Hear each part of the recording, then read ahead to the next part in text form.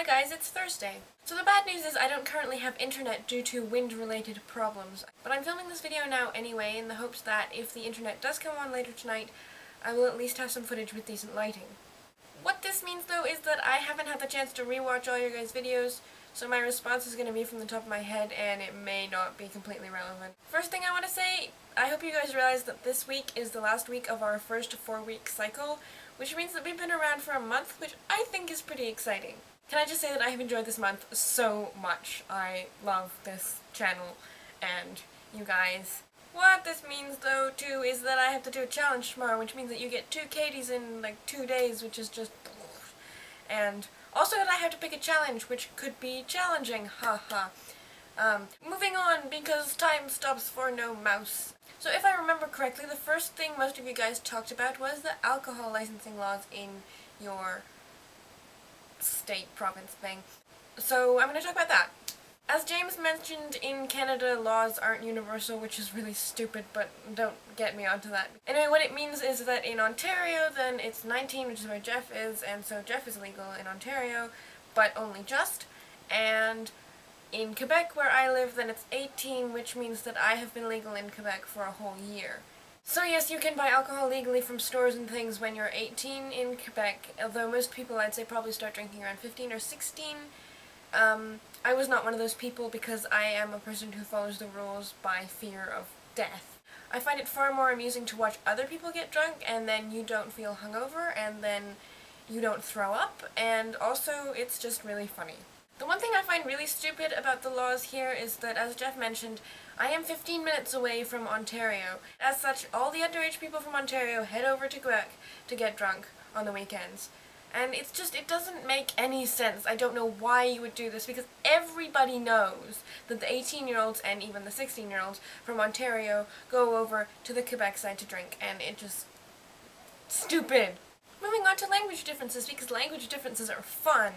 I really enjoyed reading some of the comments from Jeff's video yesterday about people discussing the merits of differences and the fact that we focus more on our similarities than our differences.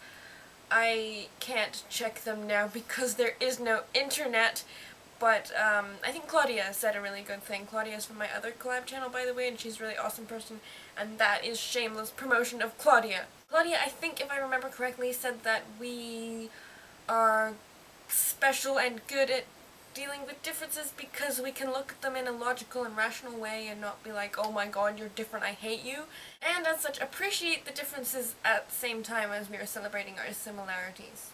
As for me, I often forget that we live in different countries. I mean, I even forget that, like, myself and Melanie live in different countries and she's in Israel. And I think this speaks to the fact that, as you guys mentioned, we do focus on how we're similar. And I think this is really nice. I feel like it shows that friendship transcends geographical and political boundaries, which is, I mean, obviously true, because if not, why would we be here?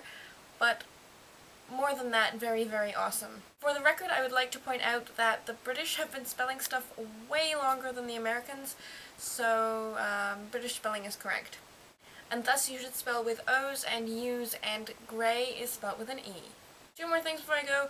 One, I thought it was pretty amusing that Jeff said that I was from another country, and I was glad Jeff brought that up because I think national identity and the way we identify ourselves in a country or a region or a nation is a very interesting thing, and perhaps I will talk about it more tomorrow while I am doing a challenge. Really quick before I move on to something that is far more exciting, I wanted to say that when I was traveling in Italy, I met this girl who was from Portugal but also from Norway, which I thought was really cool. And when asked where she was from, she would say, "I'm from the world." And I really liked that because higher up than anything else, above everything, every political nation and boundary and geographical obstacle, we're all from this planet and we can't really change that. Okay, and finally, my mother is a veterinarian and the other day she brought home a baby squirrel. So here's some footage of that.